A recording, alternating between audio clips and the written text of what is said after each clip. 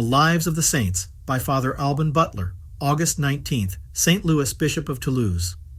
This saint was little nephew to St. Louis, King of France, and nephew by his mother to St. Elizabeth of Hungary. He was born at Brignoles in Provence in 1274 and was second son to Charles II, surnamed the Lame, King of Naples and Sicily, and to Mary, daughter of Stephen V, King of Hungary. He was a saint from the cradle, and from his childhood made it his earnest study to do nothing which was not directed to the divine service, and with a view only to eternity. Even his recreations he referred to this end, and chose only such as were serious, and seemed barely necessary for the exercise of the body, and preserving the vigor of the mind. His walks usually led him to some church or religious house. It was his chief delight to hear the servants of God discourse of mortification, or the most perfect practices of piety. His modesty and recollection in the church inspired with devotion all who saw him. His mother assured the author of his life that when he was only 7 years old, she found him often lying in the night on a mat which was spread on the floor near his bed, which he did out of an early spirit of penance. He inured himself to the practice of self-denial, sobriety, and mortification from his tender years. His mother herself taught him this lesson, judging it no severity for him to practice that for the sake of virtue which the Lacedaemonians and other warlike nations obliged their children to do for the sake of corporal strength, and that they might be trained up to a martial life. The government and restraint of the senses and of all the affections of the soul, especially against gluttony, lust, and other importunate passions, according to the prescript of reason, is called the virtue of temperance, and is that cardinal virtue which chiefly enables us and prepares us for all moral good. It is the sure basis upon which the whole building of a good life is erected, and was called by the ancient Greek philosophers the storehouse of all virtues.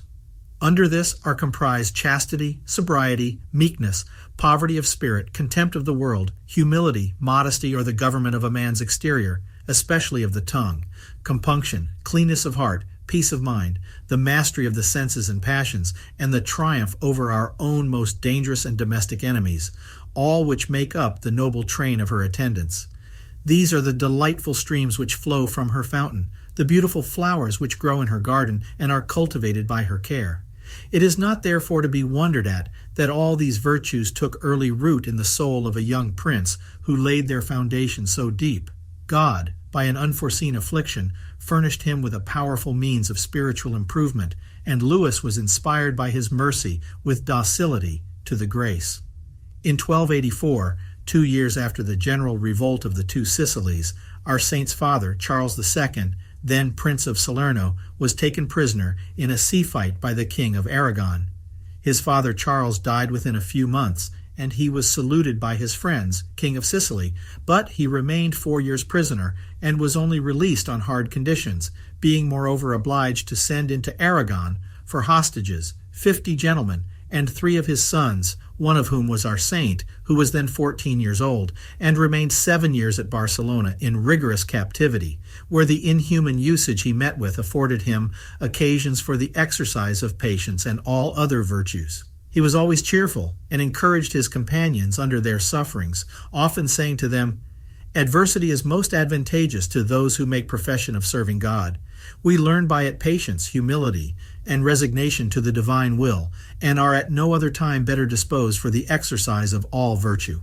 Prosperity blinds the soul, makes it giddy and drunk, so as to make her forget both God and herself. It emboldens and strengthens exceedingly all the passions, and flatters pride and the inordinate love of ourselves." Not content with what he suffered from the severity of his condition, he practiced extraordinary voluntary austerities, fasted rigorously several days every week, rejected the least vain or dangerous amusements, and would never see or speak to any woman but in public company, fearing the most remote danger of any snare that could be laid to his purity. He knew that this holy and amiable virtue is only to be kept untainted by a life of assiduous, devout prayer, frequent pious meditation on the precepts of religion, the strictest rules of temperance, and the diligent shunning of all dangers, for the least occasion or the smallest spark of temptation, when not watched against, may sometimes suffice to put the contrary passion into a flame.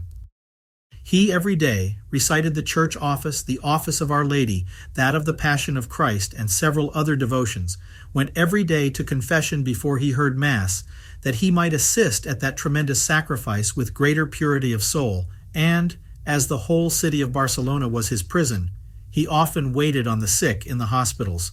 He obtained leave that 2 Franciscan friars that were appointed to attend him might live with him in his own apartments. He rose to pray with them in the night, and under them he applied himself diligently to the studies of philosophy and theology.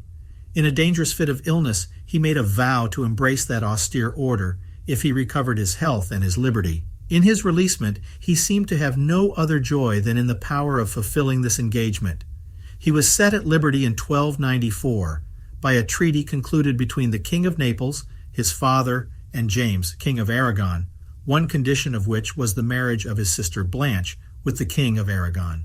Both courts had, at the same time, extremely at heart the project of a double marriage, and that the Princess of Majorca, sister to King James of Aragon, should be married to Louis, on whom his father promised to settle the kingdom of Naples, which he had in part recovered, his eldest brother, Charles Martel, Prince of Salerno, having been already crowned King of Hungary, in the right of his mother Mary, sister to the late King Ladislas IV.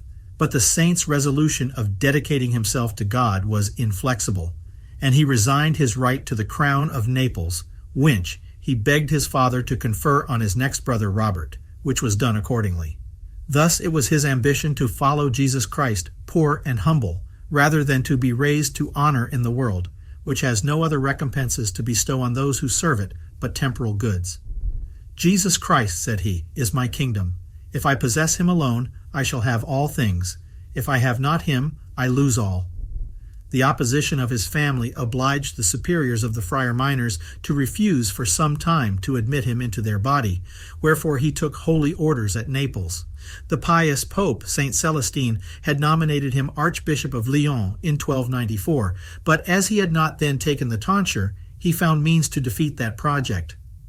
Boniface VIII gave him a dispensation to receive priestly orders in the 23rd year of his age, and afterward sent him a like dispensation for the episcopal character, together with his nomination to the archbishopric of Toulouse, and a severe injunction in virtue of holy obedience to accept the same. However, he took a journey first to Rome, and to fulfill his vow, made his religious profession among the friar minors in their great convent of Aragon on Christmas Eve, 1296, and received the Episcopal Consecration in the beginning of the February following. He traveled to his bishopric as a poor religious, but was received at Toulouse with the veneration due to a saint and the magnificence that became a prince. His modesty, mildness, and devotion inspired a love of piety into all that beheld him. It was his first care to provide for the relief of the indigent, and his first visits were made to the hospitals and poor.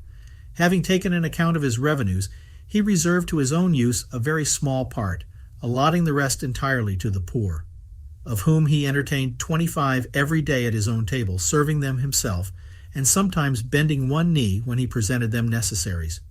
He extended his charities over all his father's kingdom, and made the visitation of his whole diocese, leaving everywhere monuments of his zeal, charity, and sanctity.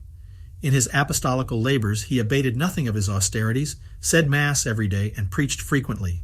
He was very severe in the examination of the abilities and piety of all those whom he admitted and employed among his clergy.